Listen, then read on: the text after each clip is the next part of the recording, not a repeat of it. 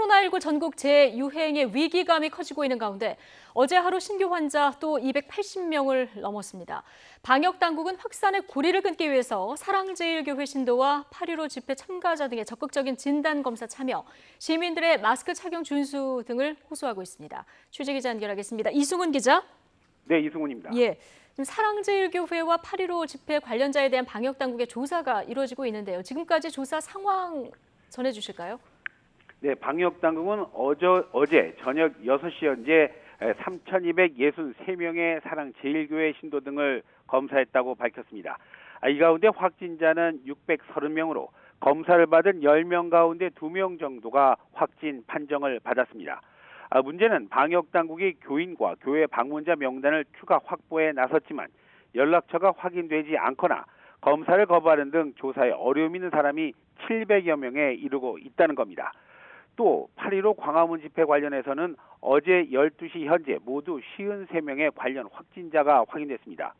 이 가운데 사랑제일교회 관련 확진자가 33명이고 다른 집회 장소에 있던 확진자가 20명입니다.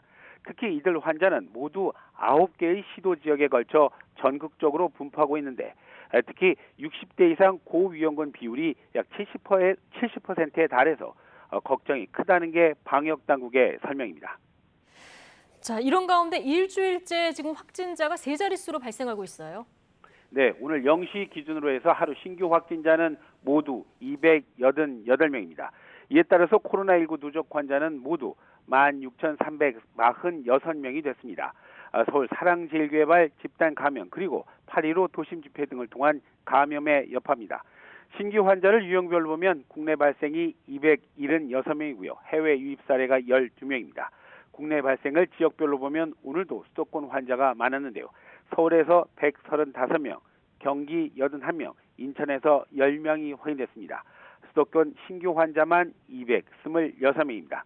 하지만 어제와 마찬가지로 사랑제일교회 교인 등을 통한 전국 확산세 역시 우려할 정도입니다. 서울과 제주와 세종 등 일부 지역을 제외하고는 거의 전국에서 신규 환자가 확인되고 있습니다. 부산이 15명으로 수도권을 제외하고 지역 발생 인원이 10명을 넘었고요. 대구 2명, 대전 8명, 강원 5명, 충남 4명, 전북 5명, 그리고 전북 5명, 경북 5명 등이 확인됐습니다. 해외 유입은 검역 단계에서 2명이 확인됐고 나머지 10명은 격리 중인 지역사회에서 감염이 확인됐습니다. 추가 사망자는 1명이 나와서 누적 사망자는 이제 307명이 됐습니다. 또 완치 후 57명이 격리 해제됐지만 격리 중인 환자만 이제 1,976명으로 크게 늘어났습니다. 이 가운데 위중 환자 또 중증 환자는 모두 12명입니다. 방역당국의 공식 집계 말씀드린 대로 288명입니다. 하지만 각 지자체를 통한 추가 감염자 역시 속속 확인되고 있습니다. 지금까지 YTN 이승훈입니다.